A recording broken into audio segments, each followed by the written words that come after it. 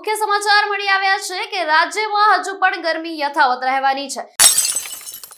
ત્યારે 38 થી 40 ડિગ્રી તાપમાન રહેશે અને અમદાવાદમાં 40.5 ડિગ્રી છે અત્યારે, જ્યારે ડીસામાં 39.7 ડિગ્રી છે, ગાંધીનગરમાં 40.7 ડિગ્રી, તો વડોદરામાં 38.4 ડિગ્રી નોંધાયું, રાજકોટમાં 40.3 ડિગ્રી તાપમાન છે, ત્યારે સુરેન્દ્રનગરમાં 40.5 ડિગ્રી છે, અમરેલીમાં 38.5, તો ભાવનગરમાં 35 ડિગ્રી। રાજ્યમાં વરસાદને લઈને હવામાન વિભાગની આગાહી કરવામાં આવી છે, ત્યારે ટ્રફ પસાર થતા જામશે વરસાદી માહોલ અને દક્ષિણ ગુજરાતમાં વરસાદનું આજે યેલો એલર્ટ આપવામાં આવ્યું છે, જેમાં ખેડા, આણંદ અને વડોદરામાં આગાહી કરાઈ છે અને સુરત, નવસારી અને વલસાડમાં વરસાદની આગાહી કરાઈ છે। જૂનાગઢ, અમરેલી અને ભાવનગરમાં પણ વરસાદની સંભાવના છે, ત્યારે ગીર સોમનાથ અને દીવમાં પણ વરસાદની આગાહી કરાઈ।